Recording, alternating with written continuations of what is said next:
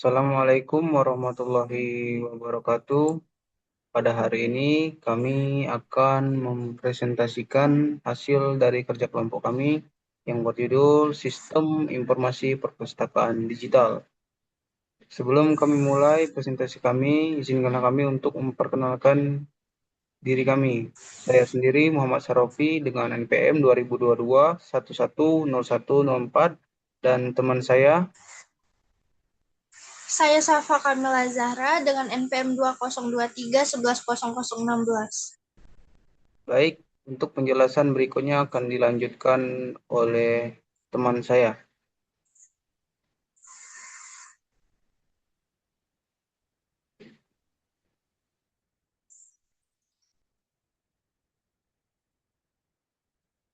Mulai dari bab 1 atau pendahuluan, dokumen ini disusun sebagai bentuk spesifikasi kebutuhan perangkat lunak atau yang sering disebut SKPL untuk sistem SIPERPUS, sistem informasi perpustakaan digital yang akan dikembangkan di lingkungan sekolah.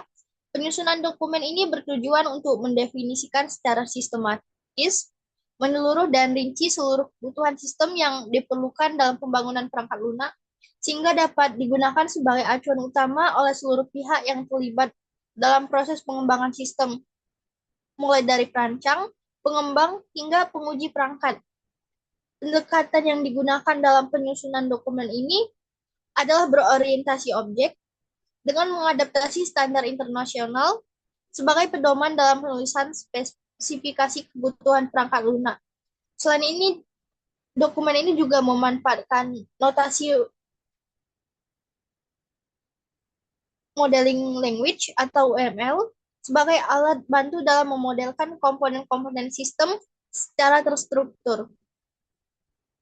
Si Perpus dirancang untuk mengatasi permasalahan yang umum terjadi dalam pengelolaan perpustakaan konvensional, seperti ketidakteraturan pencatatan data, ketidakefisienan dalam proses peminjaman dan pengembalian buku, serta kesulitan dalam menghasilkan laporan secara cepat dan akurat.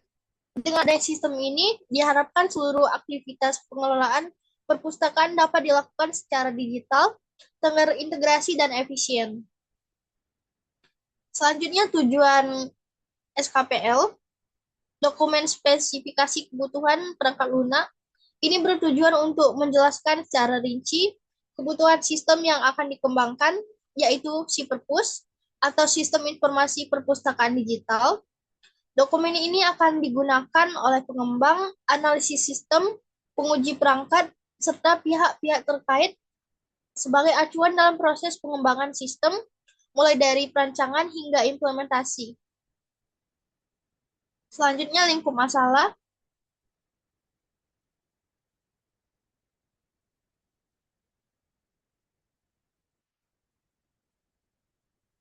Dokumen ini menyediakan platform digital untuk pengelolaan dan pencarian koleksi buku secara online, memfasilitasi proses peminjaman dan pengembalian buku secara terkomputerisasi, mendukung akses sistem melalui browser modern pada perangkat desktop maupun mobile, dan yang terakhir mempermudah pengguna dalam mencari buku berdasarkan judul penulis, kategori, dan kata kunci. Nah, untuk definisi akronim dan singkatan definisi, itu ada beberapa istilah. Yang pertama itu admin. Nah, si admin ini adalah pengguna yang memiliki hak akses penuh untuk mengelola keseluruhan sistem. Sedangkan petugas perpustakaan itu adalah pengguna yang bertugas mengelola data buku secara transaksi peminjaman dan pengembalian buku. Sedangkan anggota adalah pengguna yang terdaftar dalam sistem dan dapat mencari serta meminjam buku melalui sistem. Selanjutnya, akronim dan singkatan. Di sini ada SKPL atau spesifikasi kebutuhan perangkat lunak, UML atau modeling language, DBMS atau database management system. Untuk UI itu user interface, sedangkan UX itu user experience. Ada juga API atau application programming interface.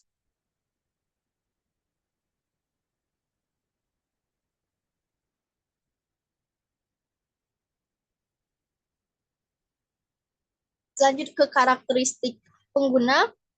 Sistem SiperPush ini dirancang untuk digunakan oleh tiga pihak pengguna yang memiliki tanggung jawab dan hak akses yang berbeda-beda. Yang pertama itu ada anggota. Tanggung jawab anggota dia bisa mencari informasi buku dan melakukan peminjaman melalui aplikasi SiperPush. Hak akses pengguna sendiri dia bisa melihat katalog, mencari dan meminjam buku, serta melihat status peminjaman buku yang telah ia pinjam. Sedangkan petugas perpustakaan dia bisa mengelola data buku dan transaksi peminjaman. Untuk hak akses petugas perpustakaan, dia bisa login, mengelola data buku, memproses peminjaman dan pengembalian buku. Kalau admin sistem, dia bisa mengelola keseluruhan sistem. Hak akses admin, dia bisa manajemen pengguna, data buku, dan laporan sistem. Lanjut ke batasan-batasan.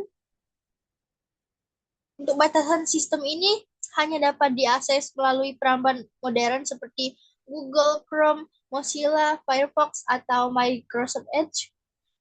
Sedangkan pengguna optimal direkomendasikan pada perangkat desktop atau laptop. Sistem memerlukan koneksi internet yang stabil, dan yang terakhir itu hanya dapat digunakan oleh pengguna yang terdaftar dan memiliki akun yang valid. Untuk asumsi dan kebergantungan, pengguna memiliki pengetahuan dasar dalam menggunakan komputer dan web browser. Sistem diakses melalui perangkat yang terhubung dengan internet, dan admin melakukan pengelolaan data secara berkala. Sedangkan untuk kebergantungan, sistem ini bergantung pada koneksi internet untuk mengakses aplikasi berbasis website. Dan sistem ini juga bergantung pada browser modern agar seluruh fitur dapat berjalan optimal. Terakhir itu sistem bergantung pada DBMS, MySQL sebagai penyimpan data utama.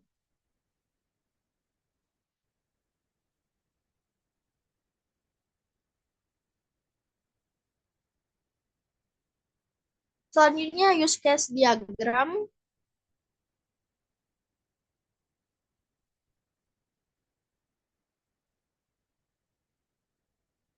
Nah, ini adalah use case diagram yang telah kami buat untuk menggambarkan interaksi antara tiga aktor utama, yaitu anggota, perpus, dan admin, dengan fungsi-fungsi yang tersedia pada sistem si perpus.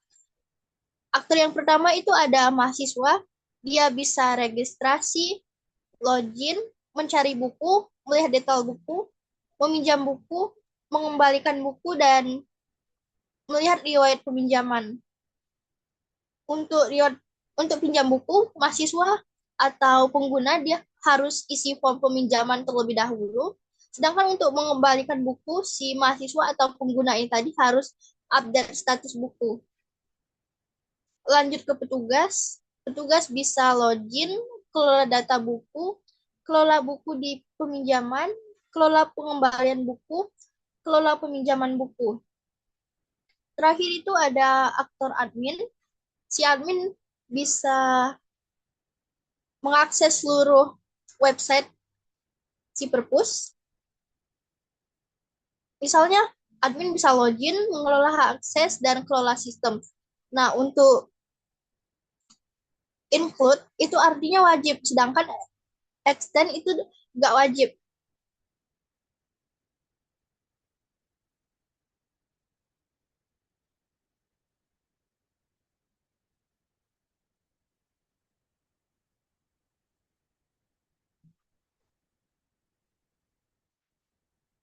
Anggota itu melakukan pendaftaran akun baru agar dapat mengakses fitur sistem si perpus.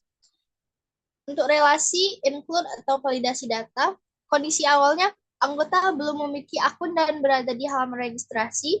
Kondisi akhir, akun anggota berhasil dibuat dan tersimpan di dalam database.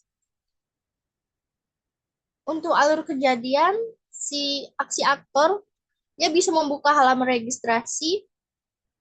Kemudian respon sistemnya dia menampilkan form registrasi untuk mengisi data, nama, email, dan password, menekan tombol daftar, respon sistemnya, memvalidasi data masukan, menyimpan data ke database, dan menampilkan notifikasi berhasil.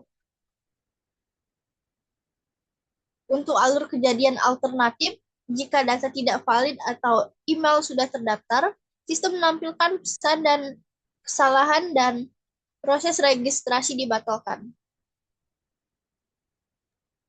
Udah cukup, Pak. Aku pula ini waktunya udah cukup. Aduh, 10 menit lagi. Iya. Baik, kita langsung saja untuk pada bagian diagram activity registrasi atau register. Yang pada anggota itu melakukan masuk pada halaman login, lalu mengisi data yang di dalam data itu ada nama, email, password, dan klik tombol daftar. Apabila sudah sesuai, maka akan disimpan datanya, dan apabila pengisiannya tidak sesuai, apabila dia mengisi email pada bagian nama, maka akan kembali ke diminta untuk mengisi ulang. Untuk diagram sequence-nya di sini dapat eh, anggota dapat mengisi mengklik daftar, lalu controllernya menyimpan, mengarahkan untuk menyimpan ke database, lalu database disimpan, lalu berhasil, dan controllernya menampilkan status simpan dan halaman dan ditampilkan pada anggota tersebut notifikasi berhasil atau gagal. Untuk diagram kolaborasinya di sini anggota mengisi data dan klik tombol daftar dan UI pada UI halaman register, lalu mengirimkan data register ke registrasi controller, lalu divalidasi dan disimpan data di dalam database. Database mengembalikan hasil dari sebuah proses tadi dan akan ditampilkan pada halaman register untuk menampilkan notifikasi. Pada skenario login, itu anggota diminta untuk memilih role. Misalkan kita pada anggota. Di sini kita dapat mengisi nama, email, dan username, lalu mengklik login. Apabila email dan password kita tadi benar, maka dia akan masuk ke dashboard utama, dan apabila salah, maka kita akan diminta untuk mengisi ulang. Ini diagram sequence-nya sebagai ini anggota melakukan pengisian username dan password pada halaman login, lalu controllernya memvalidasi dan database-nya apakah username dan password tersebut sudah benar atau salah. Apabila benar, maka akan dikirimkan controllernya statusnya apa, dan kontrolnya menampilkan pada halaman, dan halaman memberikan kepada anggota apakah itu berhasil atau gagal. Dan pada diagram kolaborasinya itu anggota masuki halaman login, lalu anggota mengisi username dan password, dikirimkan ke Outs controller, lalu Outs controller mengirim validasi dan disimpan apakah itu ada benar, dan hasilnya akan dikembalikan ke pengguna apabila itu username dan passwordnya benar. Oke, kita langsung saja ke untuk use case lihat riwayat pinjaman. Anggota memilih menu riwayat, lalu membuka daftar transaksi dan sistem akan menampilkan riwayat dan selesai. Maka riwayat akan ditampilkan.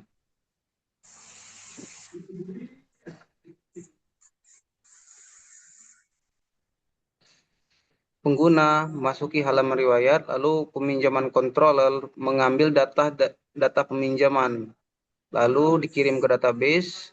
Apabila apakah riwayat tersebut data dari peminjaman tersebut ditemukan. Apabila ditemukan, maka controller akan memberikan data riwayat, dan halaman riwayat akan memberikan notifikasi berhasil. dan riwayat dapat dilihat.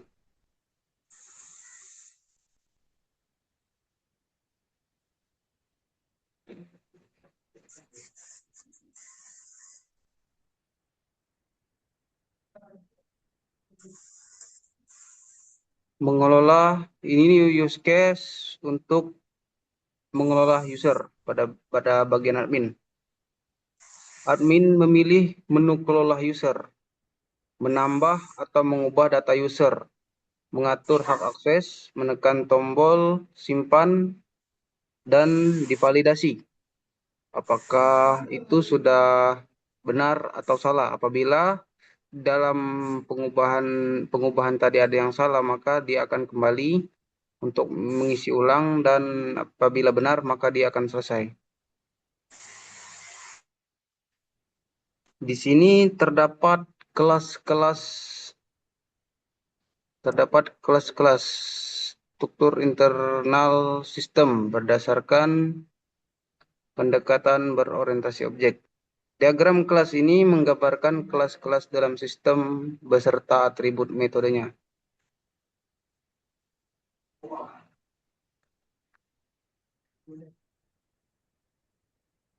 Yang pertama itu ada kelas user, di mana user itu ada ID user, nama, email, password, dan role. Di dalam kelas user itu terbagi menjadi 3, admin, anggota, dan petugas. Yang mana dalam anggota itu terdapat keanggotaan, metodenya dapat melakukan cari buku dan melihat riwayat, di mana satu anggota dapat melakukan banyak transaksi sebagai berikut, dan satu petugas dapat memproses banyak transaksi dan satu buku tercatat banyak transaksi. Dan kelas buku dikelola oleh buku controller, dan untuk mengupdate stok itu dapat dikelola oleh transaksi controller. Untuk controller user itu menggunakan OAuth control, di mana di sini ada bisa login, logout, register, dan registrasi.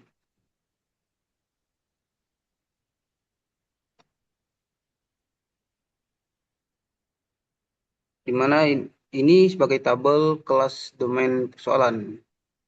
Yang pertama itu kelas user, atributnya ID user, nama email, password, role, dan metodenya login, logout, register. Dan tugasnya itu mengelola data pengguna, seperti mencari buku dan lain-lain. Di sini pada kelas buku terdapat atribut ID buku, judul, penulis, kategori, stok, dan metodenya itu tambah, edit, hapus. Mengelola buku. Dan pada kelas transaksi itu ada ID transaksi, tanggal pinjam, dan tanggal kembali, status. Metodenya pinjam dan kembali. Pada admin, ID admin, nama, email, kelola user. Metodenya dapat mengelola user, kelola buku, dan verifikasi anggota. Pada kelas pengendali, di situ dapat OAuth controller, login, logout, buku controller, tambah, edit, hapus, dan tampilkan buku, dan transaksi kontrol, pinjam buku, kembalikan buku, lihat transaksi, dan user, kelola user, update user, dan verifikasi anggota. Mungkin itu saja yang dapat kami presentasikan pada hari ini. Apabila ada kata yang salah, mohon dimaafkan. Saya akhiri. Wassalamualaikum warahmatullahi wabarakatuh.